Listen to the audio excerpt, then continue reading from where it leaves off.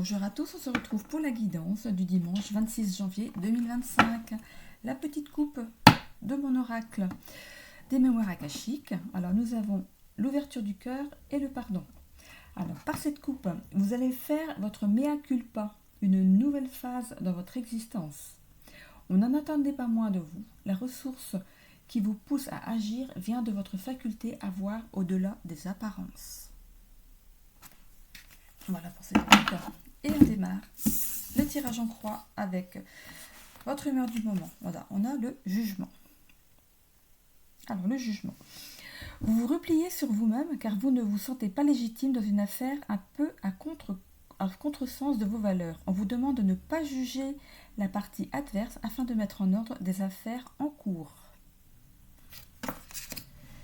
Les difficultés ou ce qu'il y a à lâcher ou alors les obstacles à surmonter. Par cette action, vous allez remettre les choses en place plus sereinement et activer votre force intérieure tout en vous alignant sur les demandes des autres participants. Qu'est-ce qu'il va advenir de tout ça? On a la résilience. Par ces échanges constructifs, votre nouvel élan vous permettra d'être plus en phase avec vos collaborateurs et vous permettra d'avancer dans une juridiction qui vous prend à partie. Lâchez ce qui devait être pour ce qui sera. En réponse aux questions que vous vous posez, nous avons le monde subtil. Vous aurez l'aide providentielle d'une personne assermentée qui vous aidera à y voir plus clair. Ne cachez rien, cela vous fera avancer plus vite. La résultante à tout ça, nous avons la réalisation de soi.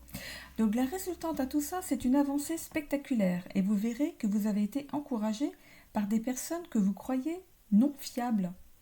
Faites un monde honorable en partageant les effets de cette divine avancée tout en mettant en ordre les différents documents en notant par écrit tout ce qui est important à apporter au collectif. Je continue avec le petit Lenormand enchanté, les 3 cartes habituelles. Hop. Si ça me gêne ça. Hop. Alors, on y va pour la première carte qui vous représente vous, le consultant ou la consultante. Sinon, un sujet, donc votre sujet d'intérêt au présent. Cette carte incarne aussi la force qui s'exerce dans le présent immédiat. Alors, quelle est cette carte ?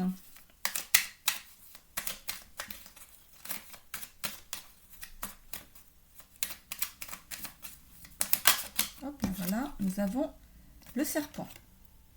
Le serpent. Deuxième carte, le possible développement à venir.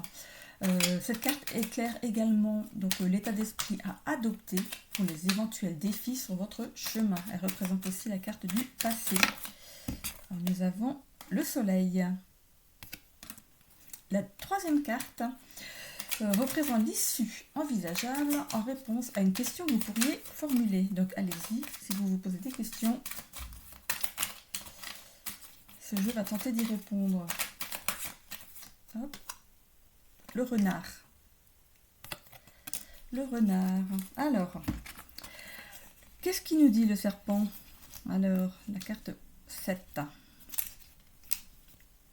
La carte 7, la voici. Alors, comment faire la différence entre le bien et le mal? Examinez en conscience votre vie. Qu'êtes-vous en train de faire qui irait à l'encontre de vos valeurs? Face à vos choix, la prudence est de mise. Analysez les conseils qui pourraient vous désorienter, puis éloignez-vous des situations toxiques afin de changer. Je trouve que ça va pas mal avec le tirage aujourd'hui. Avec cette carte, la prudence est de mise. Elle annonce qu'il faut prêter une attention particulière à votre entourage, à vos projets, mais également à vos déplacements à cause des méandres qui rappellent les virages. Voilà. Alors le serpent porte en lui bien des symboles, à la fois puissant et provocateur. Il peut représenter une femme, une mère ou une rivale. Et là, oui, c'est consultant. Donc c'est... peut représenter une femme. Donc ça représente une femme. Une mère ou une rivale. Donc là, ça représente la consultante. Ok, donc deuxième carte, le 31. Le 31. Alors, chaque instant est précieux. Appréciez chaque moment avec joie et émerveillement.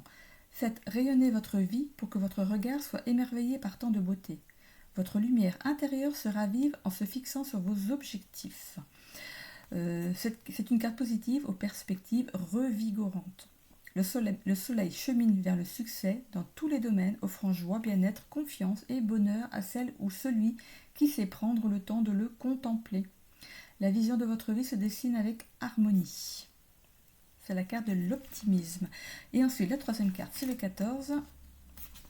Alors, faites confiance à votre ressenti quand la situation devient irrespirable.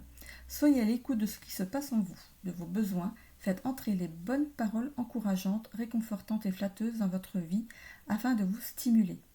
Être à l'écoute, cela vous offre l'opportunité d'être averti d'éventuels dangers. Alors préparez-vous à vous fier à votre intuition, place à la vérité et foncez. Alors c'est une carte qui vous demande de choisir la manière dont vous allez faire face à l'adversité. Allez-vous mettre la tête sous l'aile ou alors allez-vous vous redresser avec courage? Donc là, en l'occurrence, par rapport au tirage, on vous demande de ne rien cacher. On ne met pas la tête sous l'aile. On se redresse avec courage et on suit le cours de cette guidance. Voilà. Après, vous avez votre libre arbitre. Voilà. Donc je vous souhaite à tous un bon dimanche.